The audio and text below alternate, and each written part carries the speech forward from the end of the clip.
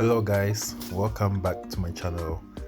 Today we are making um what we locally call in Ghana as a Ebunuebunu soup, or just green soup. Okay, so it's basically a delicacy in Ghana. Okay, and it doesn't look as bad, it doesn't taste as bad as it looks. Okay, sometimes people think green stuff are bitter and all that, but no, this is really the bomb.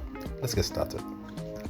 So first of all, I'm going to wash spinach and place them in my pot, and I'm going to add some water and then just boil this for about 2 minutes. Okay, just 2 to 3 minutes. We don't want to overboil it. We are boiling because we want to get that smooth paste when we blend it later on. Okay, that's why we're boiling it for just or steaming it for like a couple of minutes. So when this is done, okay, I'm just going to take it out of the hot water and then blend it to get my paste, okay, or my spinach paste nicely.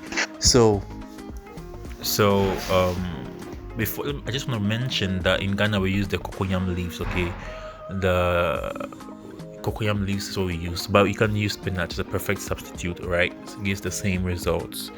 So you see how we have the smooth paste is because we boiled or we steamed the leaves. Okay, so starting with the soup, I'm going to use my ribs, beef ribs, and I'm adding some salt and then some cumin, coriander, and then some little cinnamon.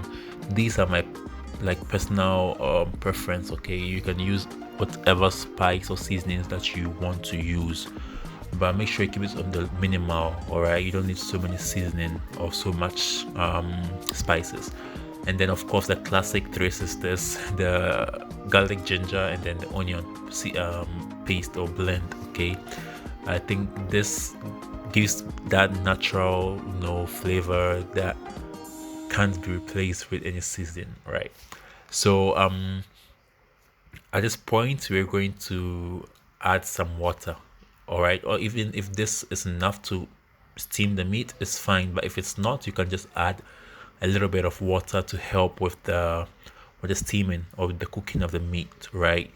And I'm adding the spinach, the water I boiled the spinach with. So I'm going to cover this up and let it cook for about 30 to 40 minutes when it's so soft.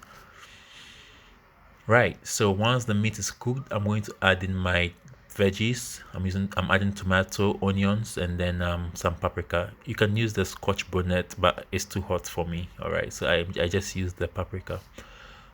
So when the veggies are all soft and cooked, you take them out, okay, and then you blend them. All right, we blend them.